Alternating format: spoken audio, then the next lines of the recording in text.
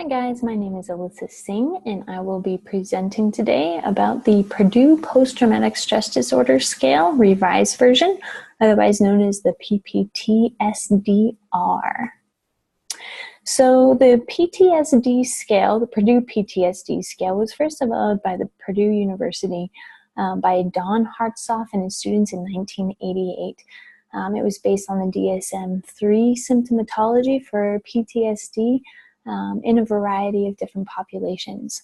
Later on, the PPTSD scale was revised and regenerated by Lauterbach and Vrana in 1996 so that it could be used for a more heterogeneous event population, or in other words, that it could just be used for people who have experienced different types of trauma. Both men and women were represented in the 3 studies that were used by Lauterbach and Vrana to create the Purdue PTSD revised version. However, the 3 studies consisted mostly of college students, and thus the revised version has only been tested really for that specific group. Implementation of this tool is pretty simple, actually. It yields 4 scores from a 17-item questionnaire that is self-directed, where the respondent is asked to report how often they have experienced each symptom in the past month on a 5-point Likert scale, ranging from not at all to often.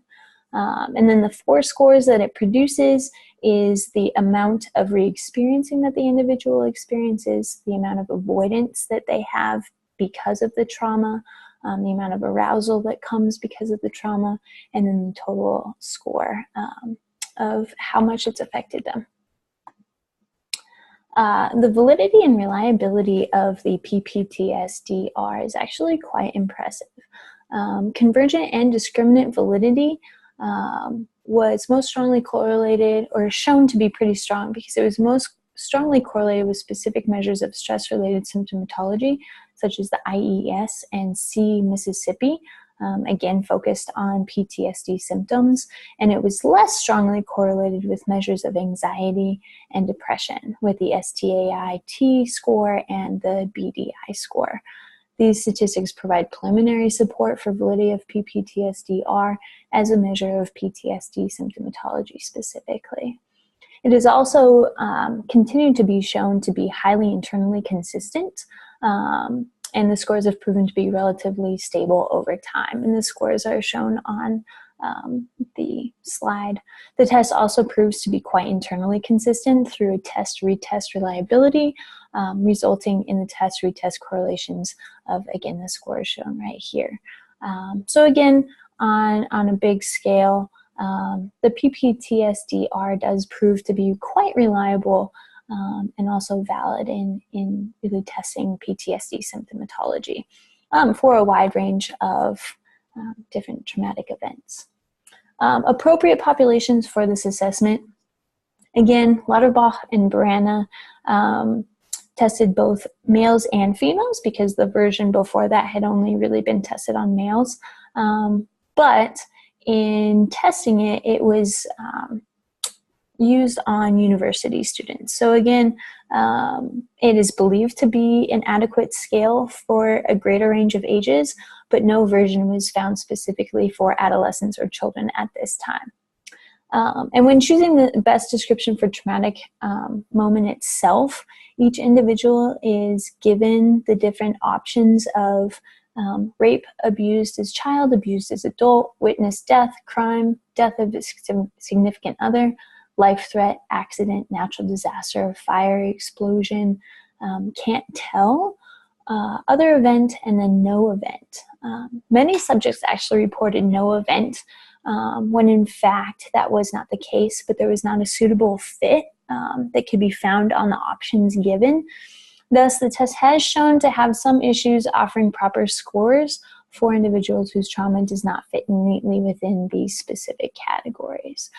So again, it covers a wide variety of traumatic events that it can test pretty accurately on, but there is that one small concern or weakness with the test, that if the individual's trauma does not fit neatly within one of those categories, the score might be affected from that. Follow-up reporting scores compiled from this test offer the clinician 4 different scores. Again, that is the amount of distress, re-experiencing, avoidance, and arousal, and then the total overall score from all of those sections. Each traumatic or trauma category then offers normative scores for each of these 4 areas for others who have experienced the trauma in the same category. And this offers the clinician both a look at the amount of distress being experienced by their client, as well as an idea of severity of disturbance compared to others that have experienced a similar trauma. We covered a little bit about this, but strengths and weaknesses of the test.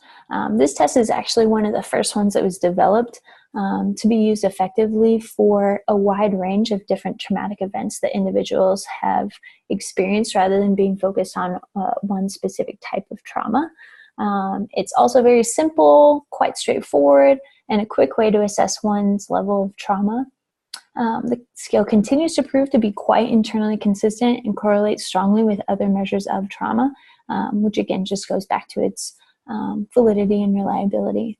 2 areas of weakness include a lack of stability in the re-experiencing subscale due to it being unclear as to whether those that had taken the test and then retaken the test were still thinking about the exact same event that they had used on the first test. So it's unclear as to whether the test itself was unclear on that, or if those giving directions as to how to take the test did not cover that specific area and need for it to be on the same traumatic event. The second area would be a lack of sensitivity or precision on the avoidance measure, as respondents reporting traumatic events and those who did not had a very little difference on the specific score. So again, that would be an area that the test could use some revision. When you look at the theory alignment of this test, it generally aligns fairly well with the CBT understanding of trauma, and even more specifically, emotional processing theory within the CBT theory. Emotional processing theory holds that it is not unusual for emotional experiences to continue to affect one's behaviors long after the event originally associated with the emotion has passed, and furthermore, that this emotional re-experiencing can engender a pattern of avoidance of the trauma memory and sustain the presence of PTSD. The idea is that the emotions or cognitions are stored as specific neural networks or structures of memory through which all other sensory input is filtered through. Consequently, the individual will react to any sensory input, emotions, cognitions, any of the sensory input that they receive around them, in a similar way to the traumatic memory, with the same effect, emotions, cognitions, and behavior as the original trauma.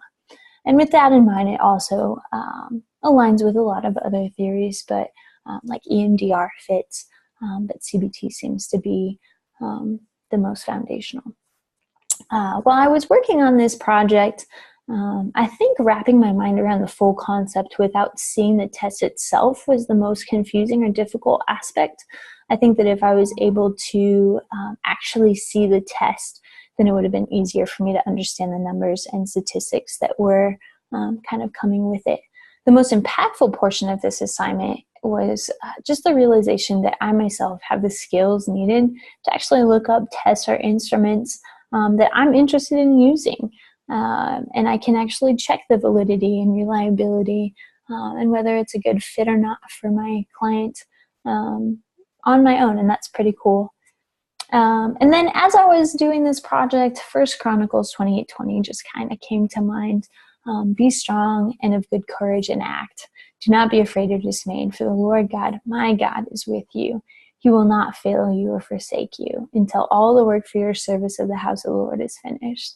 And it reminds me again of 1 Thessalonians 5:24 as well, that the one who calls you is faithful and he will do it.